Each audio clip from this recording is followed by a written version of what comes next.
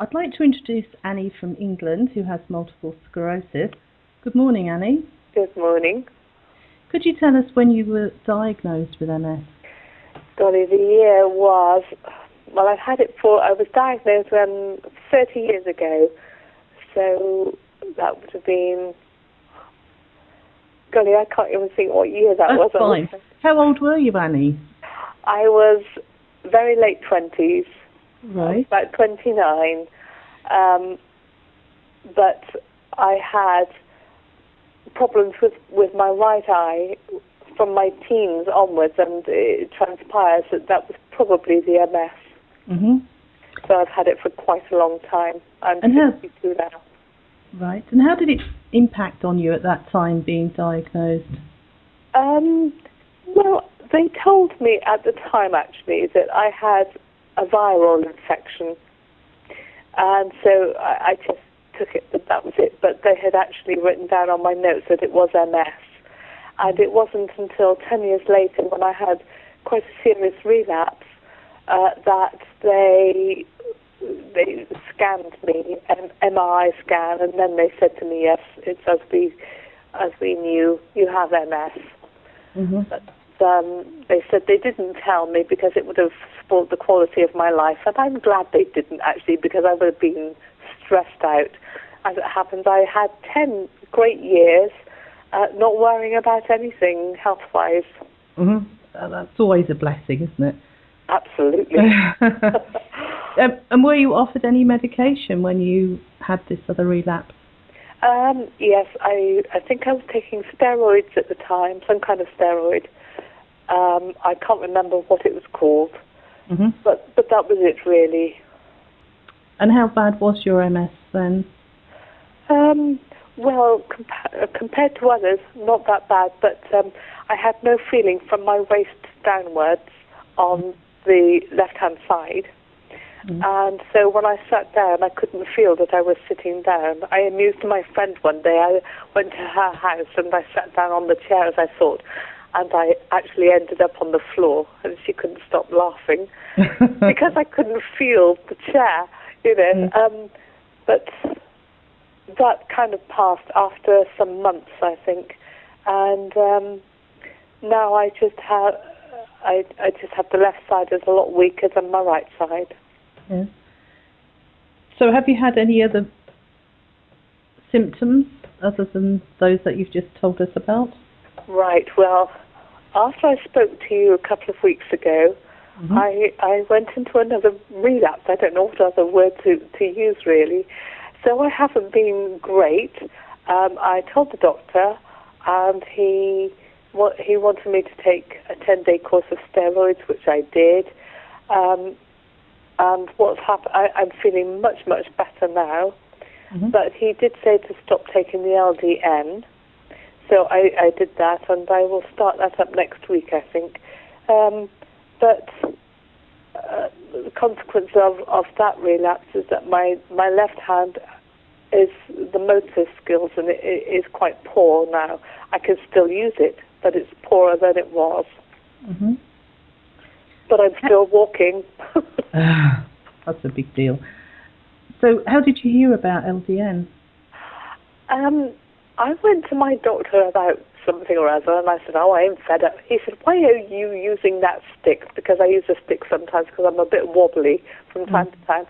And I said, well, I've got MS. He said, don't give me that. He said, go and Google LDN and then come back and tell me if you want to use it. He's a very nice man, actually. And so I Googled it, and I was quite impressed by what I read, so I thought, I'll take this stuff, and so I've been taking it ever since. So I suppose it must be between 6 and 9 months at least, maybe a year I've been taking it for. Well, you've got a very good GP there, haven't you? Yes, he's great. Also, these days, though, you can actually take LDN and steroids at the same time. So you needn't be afraid of restarting your LDN. Oh, that's interesting, because it does say you shouldn't stop taking it, and I was a bit concerned that I would be doing damage. No. You know, but anyway, I seem to be okay.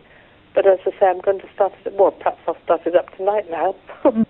Well, I really hope that your motor skills come back. A lot of people who have told me who have relapses whilst taking LDN, they find that the relapses aren't as severe, they don't last as long, and they recover more or less fully from attacks. So that would be interesting to see, if that is the case with you. Yes. I'll let you know, actually. What would you say to other people who are contemplating trying LDN? My view is you've got absolutely nothing to lose.